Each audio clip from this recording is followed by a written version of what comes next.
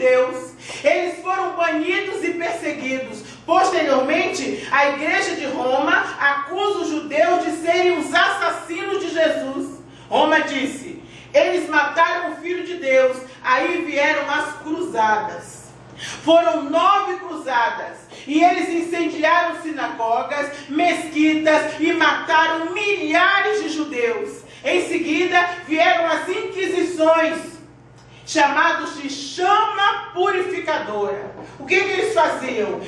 Eles puniam os maus cristãos e puniam os não cristãos. Então eles diziam que o que eles faziam, incendiar, matar, tocar fogo em tudo, era chama purificadora. E no século XI, na Europa, os judeus foram assassinados, exilados e vendidos como escravos.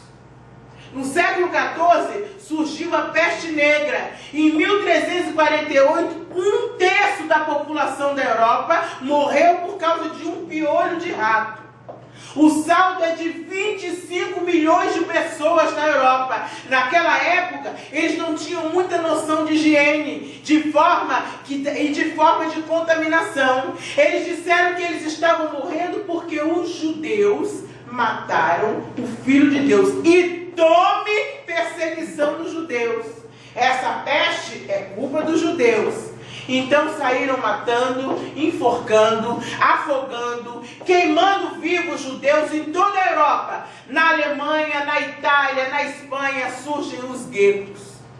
Gueto significa sepultura. Quando um filho seu, um sobrinho seu, um neto seu, bater no peito e disser: eu sou do gueto, como alguns cantores dizem na televisão, isso quer dizer: eu sou da sepultura, eu sou um morto.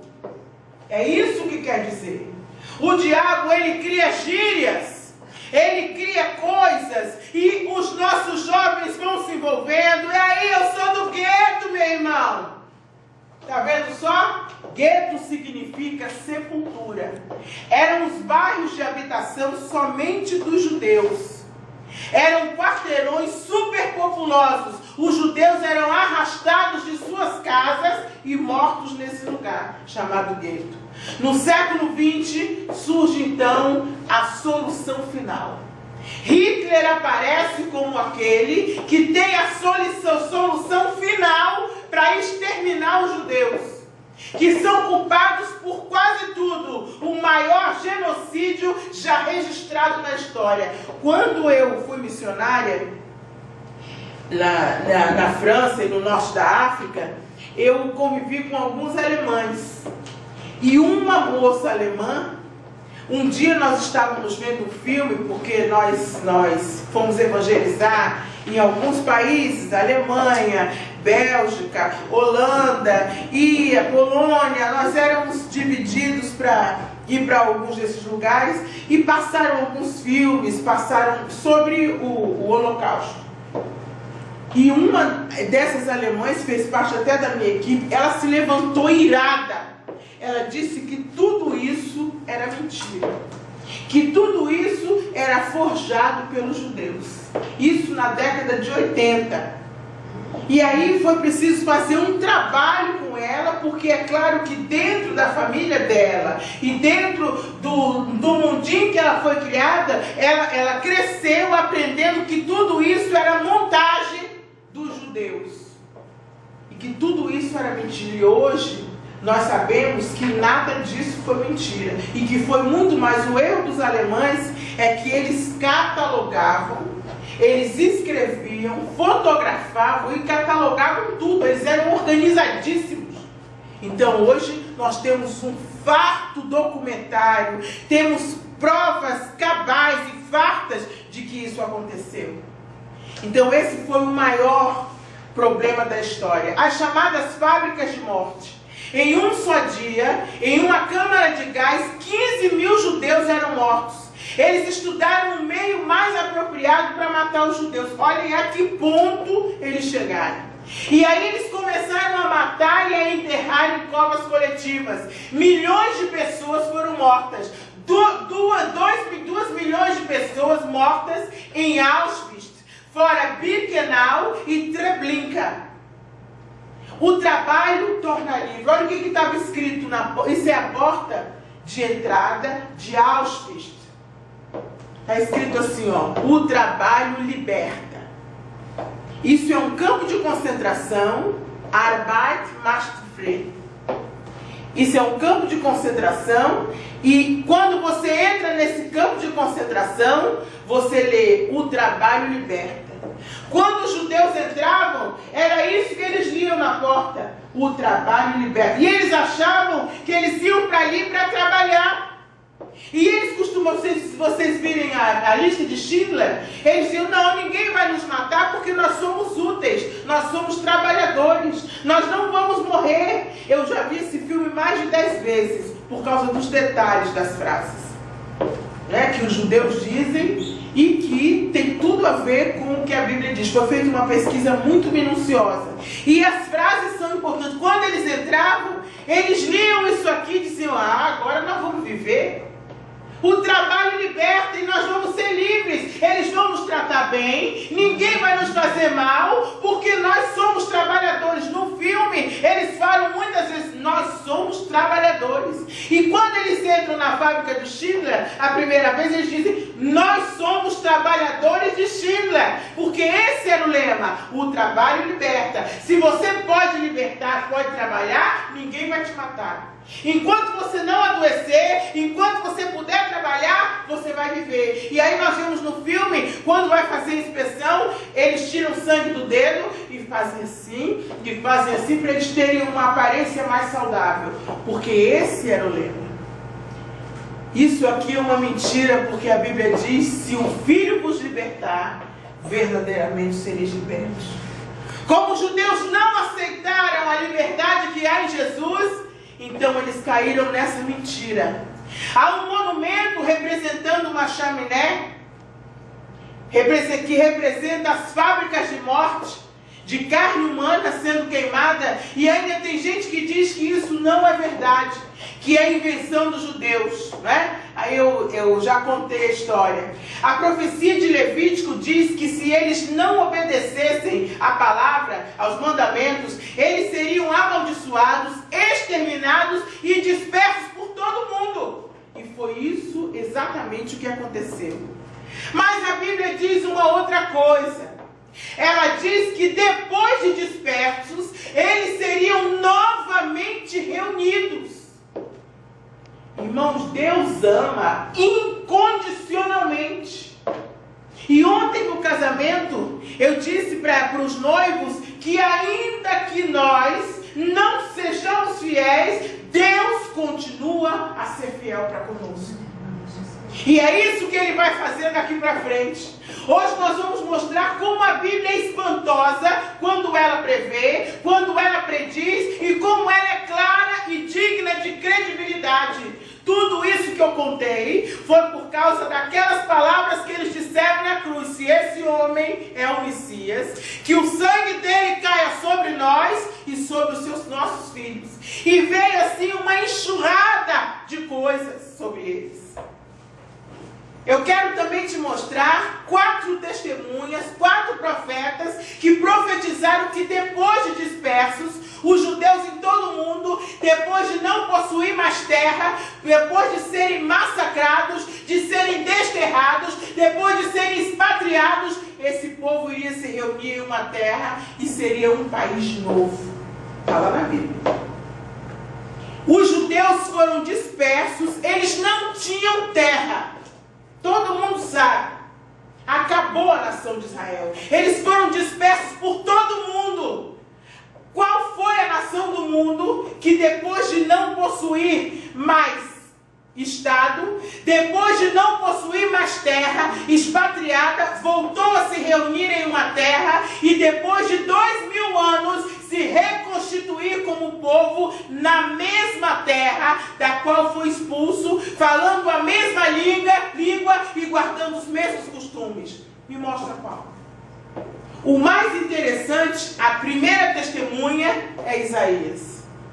Isaías disse: naquele dia, o Senhor tornará a estender a sua mão para resgatar o restante de seu povo, que foi deixado da Síria, do Egito, e de Patros, e da Etiópia, e de Elão, e de Siná, e de Amate, das terras do mar. Levantará um estandarte para as nações, ajuntará os desterrados de Israel e os dispersos de Judá, recolherá desde os 4 confins da terra.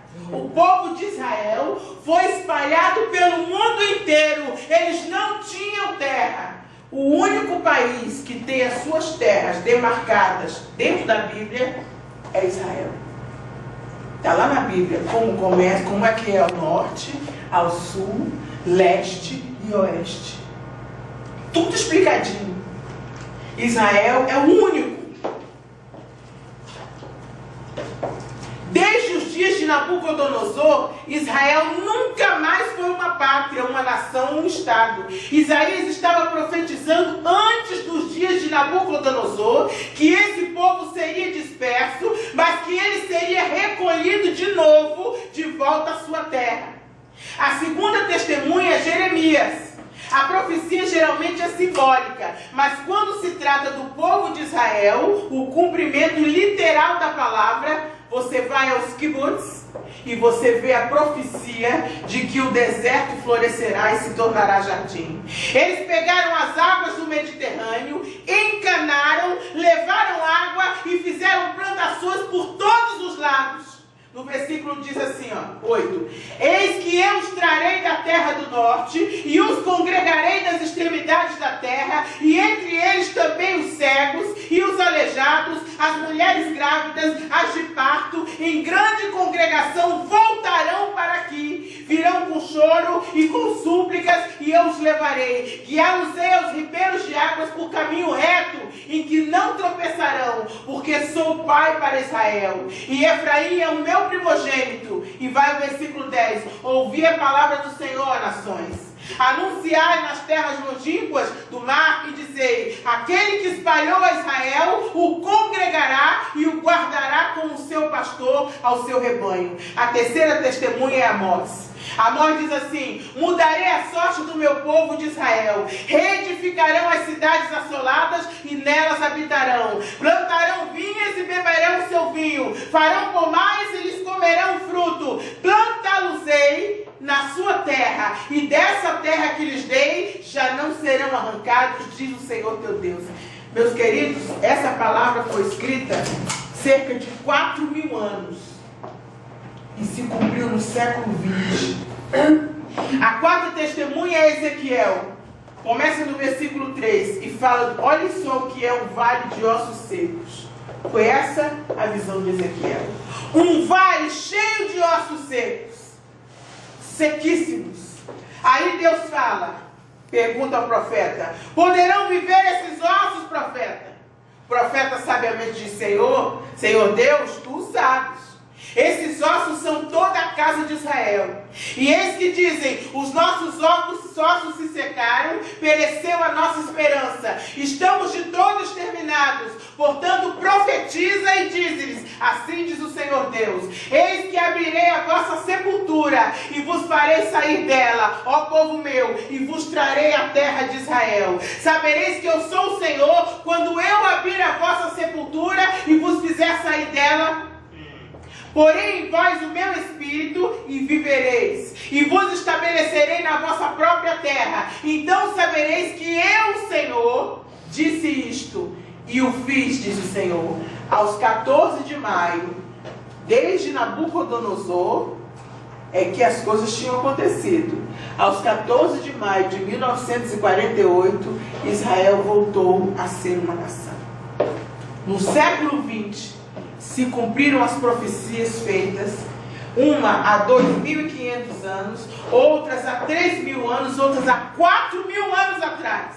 Ninguém acreditava que isso fosse possível, até que um homem chamado Theodor Herzl, como alguns dizem, gerou aquilo que foi chamado de movimento sionista. O que era o movimento sionista? Era um movimento que visava trazer os judeus espalhados de todo mundo a terra de Sião, como a Bíblia disse.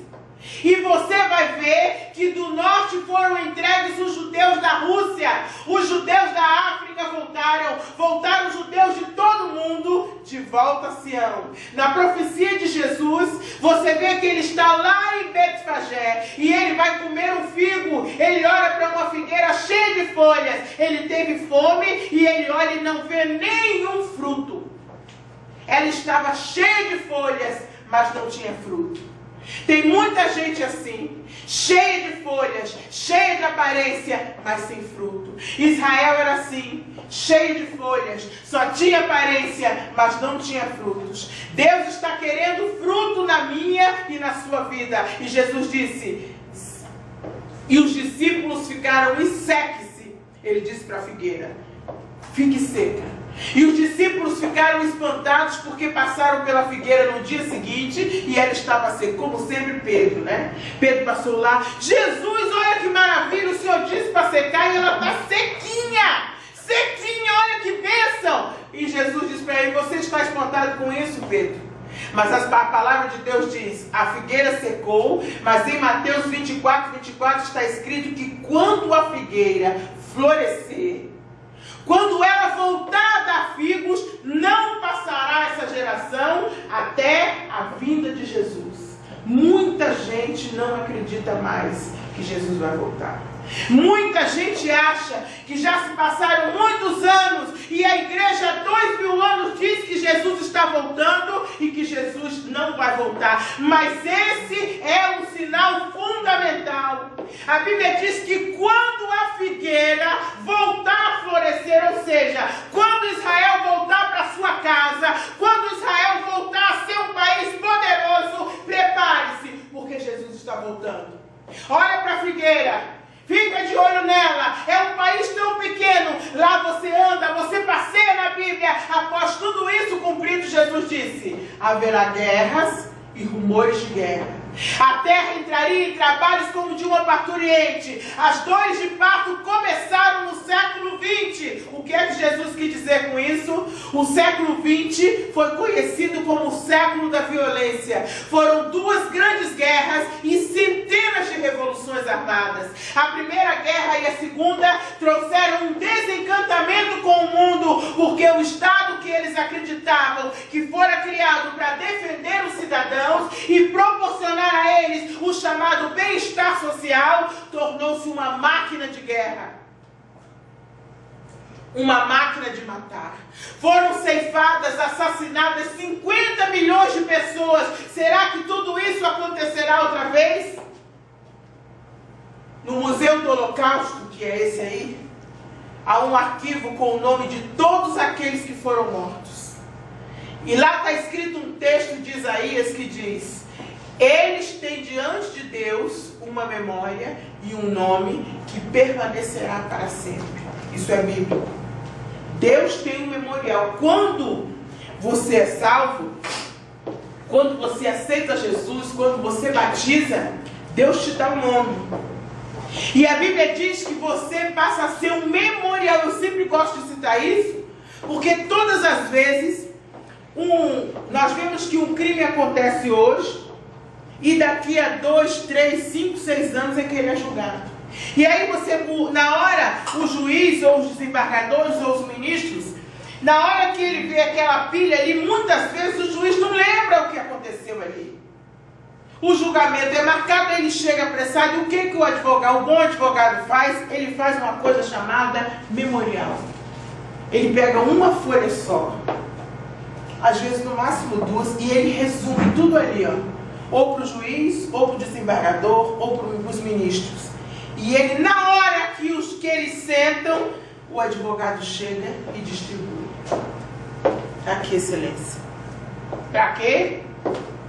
Enquanto o negócio tá lendo peça, ele está ali, ó, relembrando os fatos, trazendo à memória os fatos. E a Bíblia diz que os nomes dos justos serão como um memorial diante de Deus, ou seja, Deus nunca pode esquecê-los, eles vão estar sempre ali, ó. Por isso eles fizeram esse memorial.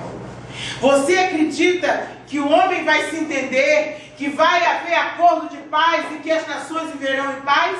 A minha Bíblia diz que quando falarem de paz e segurança, aí é que haverá a repentina destruição, desolação. Deus disse a Jeremias: profetiza contra esses profetas que dizem que há paz em Israel, mas não há paz. Será que esses atos insanos do passado vão se repetir? Será que a fome de poder dos governantes não vai permitir que haja mais holocausto? Segundo a minha Bíblia, isso vai voltar a acontecer no Vale do Meguido ou do Megido, como alguns chamam. Lá no Meguido ou Megido, há restos de 25 civilizações. E Jesus disse que lá é que vai ser a batalha final. Naquele vale, naquele lugar se travaram as batalhas mais sangrentas da história. Napoleão disse que aquele é o melhor lugar para uma batalha mundial. A Bíblia diz que eles se ajuntarão no Meguido ou no Armagedon. E Jesus disse que vai haver fome, e a gente está esperando a fome acontecer. Estima-se que a cada 3,5 segundos morra uma pessoa de fome no mundo. Uma pessoa em cada 7 padece de fome no mundo. Mas por que será? Será que não há alimento? Será que somos gente demais no planeta? Não. Há lugares em que sobra comida, há terra, há recursos, mas a verdadeira causa da fome são as dívidas, os juros, os conflitos armados, as guerras, as desigualdades sociais e a indiferença do ser humano. Nós moramos numa terra em que mana leite e mel. Aqui tudo você planta, tudo brota, mas há lugares em que não é assim. São 4 os cavaleiros do Apocalipse. E a Bíblia fala claramente sobre eles. Primeiro vem a guerra. Depois da guerra vem a fome. Em 1974, as Nações Unidas estabeleceram que todo ser humano tivesse o direito inalienável. Ou seja, você não pode transigir com esse direito. A alimentação. Mas apesar disso, nada foi feito para melhorar essa situação. Jesus disse também que haveria pestes, epidemias ou pandemias. Depois da peste negra, que em 3 anos matou 1/3 da população, da gripe espanhola, que em 6 meses matou 50 milhões de pessoas, da AIDS, que já matou 35 milhões de pessoas, do fulminante Ebola, capaz de matar 90% dos infectados, da SARS, ou da síndrome respiratória aguda grave, que deixou o mundo em pânico em 2003, da gripe aviária, que